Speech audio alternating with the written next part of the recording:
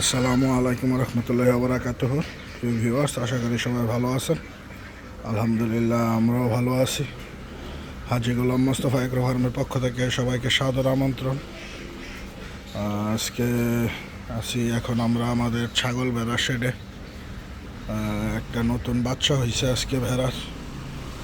বাচ্চাটা এই যে, আলহামদুলিল্লাহ বাচ্চাটাও ভালো আছে। এইদিকে আমরা এখন আমাদের ছাগল ভেড়াকে সন্ধ্যার আগের সময় কাঁচা ঘাস দিয়ে দিছি। আপনারা দেখতে পাচ্ছেন তারা খুব স্বাচ্ছন্দ্যে কাঁচা ঘাস খাচ্ছে। আমরা যেহেতু আমাদের ঘাসগুলা অনেক বড় বড়, তার জন্য আমরা এগুলাকে চপিং মেশিনে কেটে দেন ছাগল ভেড়াকে দিছি, এবং ছাগল ভেড়া যথেষ্ট পরিমাণ আনন্দের সহিত খাবারগুলা খাচ্ছে।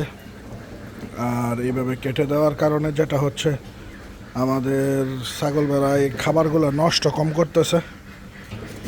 তারা তাদের স্বাচ্ছন্দ্য মতো খেতে পারতেছে। ওইদিকেও আমাদের কিছু ছাগল ঘাস খাচ্ছে। আমরা আমাদের সমস্ত ছাগল ভেড়াকে ঘাস দিয়ে দিছি, আর ঘাসগুলো তারা খুবই স্বাচ্ছন্দ্যে খাচ্ছে, নষ্টও কম করতেছে।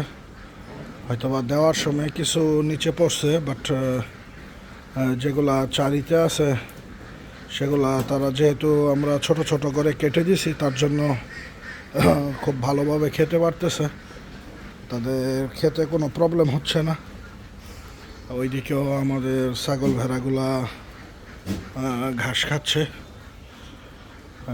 সব মিলিয়ে আলহামদুলিল্লাহ, আল্লাহ পাক রব্বুল আলামিনের অশেষ মেহেরবানিতে সবগুলো ছাগল ভেড়াই সুস্থ আছে এবং তারা খুব স্বাচ্ছন্দ্যে খাবারগুলো খাচ্ছে।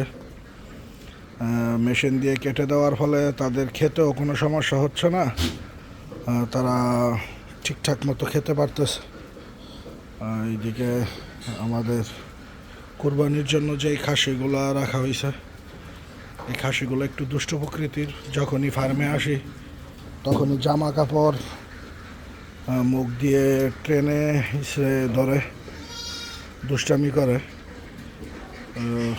সবাই আমাদের ফার্মের জন্য দোয়া করবেন, যেন মহান রব্বুল আলামিন আমাদের ফার্মে বারাকা দান করেন এবং আমাদের ফার্মের পশুগুলাকে সুস্থ রাখেন। আমরা সবসময় চেষ্টা করি আপনাদেরকে আমাদের ফার্মের র ভিডিওগুলো দেখাতে, যেহেতু আমরা কোনো প্রফেশনাল ইউটিউবার না।